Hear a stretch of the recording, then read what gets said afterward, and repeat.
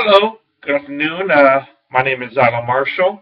I've done a few videos over the last few months, looking to do it more often.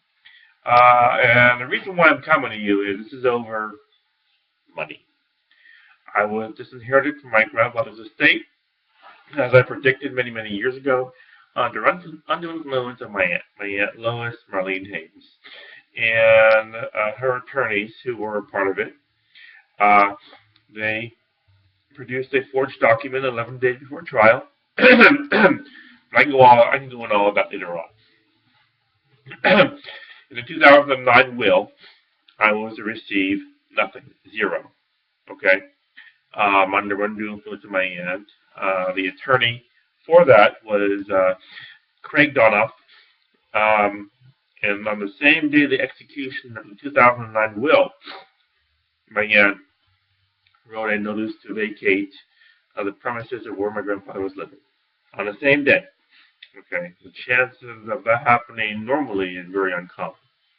Okay, the 2008 and the April 28, 2008 will, I was to receive $75,000 through some Medicaid organization. And on that day, same day, there was a notice to vacate premises on the same day. To notice to vacate premises in 3 days. Okay, usually you have a 30-day notice to vacate. 3 days. So she lost that security deposit intentionally for her own reasons. What that is, I have no idea. And I won't know because she won't tell me. 2007, December 21st, 2007, trust. I was to receive $15,000 for life. Okay, that's a very, very low amount when there's assets in excess of $50 million. Okay, December 11, 2006 will, I was to receive 1/14 of the estate, which is fine, it's fair. And that was changed after I called Adult Protective Services in December 2007, and because of my behavior, all that bullshit. 2005 will and trust, I was to receive under the discretion of Lois Hay. And my grandfather had that change because he knew what was happening with the problem she was creating. 2003 will, I was to receive under the discretion of the personal representatives, which were Mark Ernest, a cousin of myself and Lois, and Carol Haymes, who was my grandfather's second wife. So as you can see, year after year after year after year, it was changed. Very common in this country to have these kind of issues when it comes to money. Very, very sad, very common. Okay, and now the chances of this happening between a nephew and an aunt is not very common, but it is more common when it comes to sisters and brothers. Okay, very unfortunate, very sad that a nephew, somebody who doesn't drive, I don't drive because I have epilepsy. I don't have very much money. I was a realtor for 5 years, and I had to resign from doing that after I realized I was disinherited my grandfather's estate. Doing real estate and going after my aunt. I cannot do both, go after my aunt and do all of that. So I've been out of work for 5 years.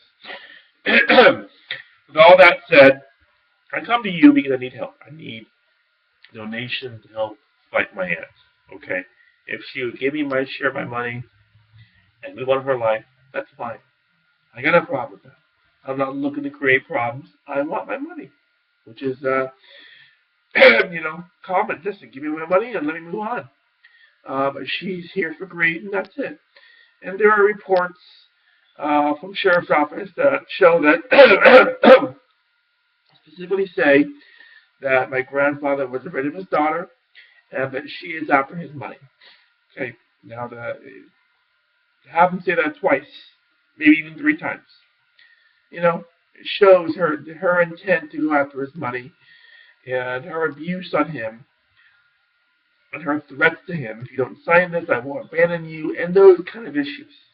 Okay, and that's why we are here we are today, because of the problem she created to get what she wants, which included embezzlement, tax evasion, forgery, a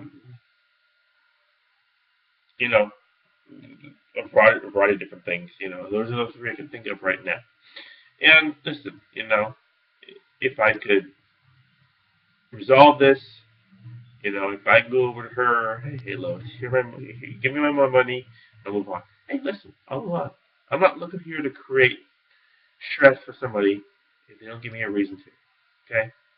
I love people, always have loved people. Okay?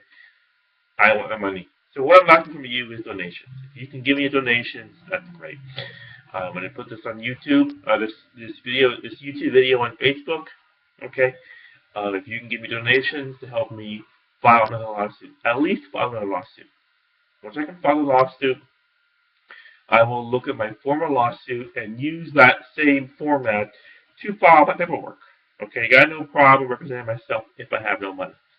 And I judge will look at that and say, hey, listen, this is what's going on. Give the guy a break, which will be fair. Okay? But, again, my intent is to not go away. So, I'm asking you, there's one of me, there's many of you, if you can give me donations.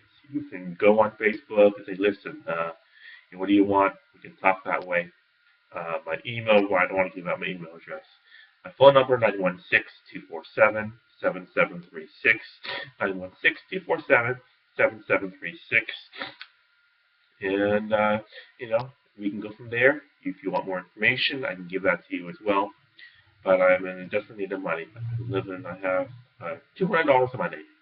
I just like $200 in my name. And my end is sitting on $40, $50, $60 million. Okay? So that's where we are. Thank you very much. You have a wonderful day. Thanks.